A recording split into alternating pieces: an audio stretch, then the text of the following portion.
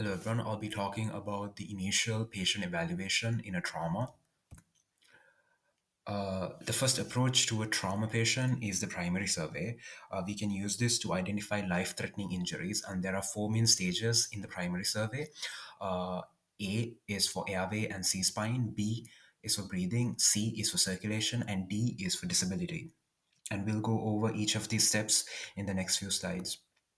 So starting off with airway, the first thing we should check is whether the patient's airway is patent or not. And we can do this by checking whether the patient can speak full sentences without pausing, and whether the patient uses accessory muscles in breathing, and also whether bilateral breath sounds are present. And if the patient has an expanding hematoma or subcutaneous emphysema, this is called an urgent airway. This can lead to airway failure, so we have to establish the patient's airway. And if the patient has apnea or gasping breath and a GCS less than 8 and maxillofacial trauma, then the airway is already the airway is already not patent, or this is called a failed airway, and we have to definitely establish the airway of this patient.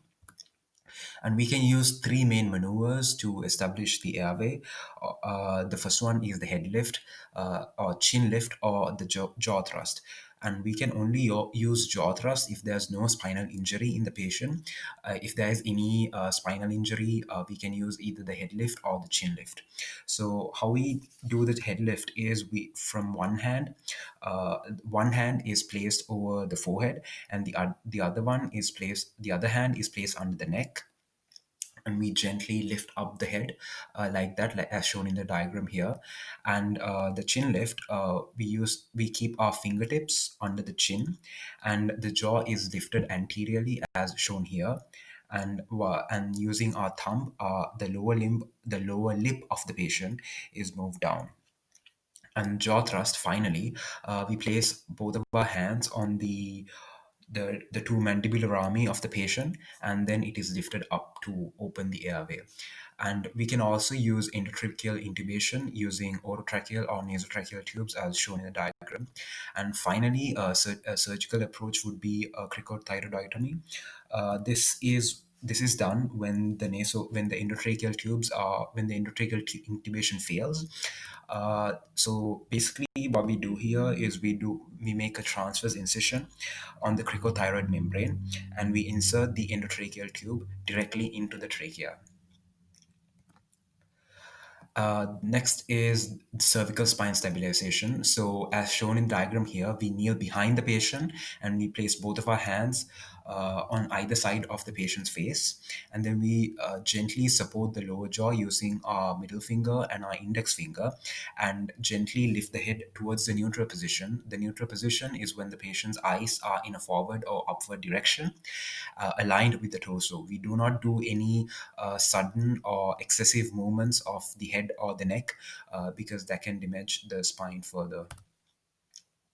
And then finally, another person should place the collar under the neck, and then try to stabilize and place the collar while the other person is still holding on to the neck and the head. And then finally, the patient is placed on the backboard.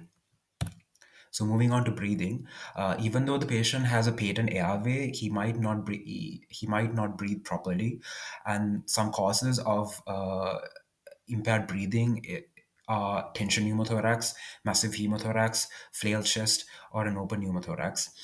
So ways to assess the breathing of a patient is we can simply check whether the chest is racing or not, and we can check the symmetry of chest rising, and then there's respiratory rate, tracheal alignment, and we can check for breath sounds. If breath sounds are absent, then that means the patient is not breathing, and jugular venous distension. And also we can check, and if there's any trauma to the chest wall, then the patient would not breathe normally. In here, you can see two different X-rays. The first one would indicate a pneumothorax. You can see the dark lining here, and then the second one, we can see a complete whiteout on the right side of the lung. That would indicate a hemothorax. Moving on to the management of breathing. So, if the patient has a tension pneumothorax, we have to do a needle decompression. We usually do this using a 14 gauge catheter placed in the second intercostal space, mid clavicular line. And to treat an open pneumothorax, we have to place an occlusive dressing, which is only placed on three sides, as you can see here. This creates a valve or a flutter valve. So when the patient is breathing in, air will not enter through the open wound, but when the patient is exhaling, the exhaled air will move out of the dressing through this open area. To treat a hemothorax, we have to the initial management would be to resuscitate the patient and also place a decompression tube, chest tube, to drain out the blood.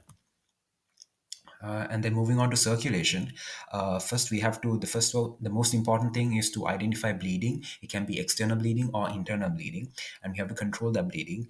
And then we have to check for signs of shock. The first one, the signs of shock would be hypertension, which is the systolic blood pressure less than 90, and we also have to check for the urine output, which is less than 500 milliliters, and we can see clammy skin, and of course increased pulse rate and decreased mental acuity.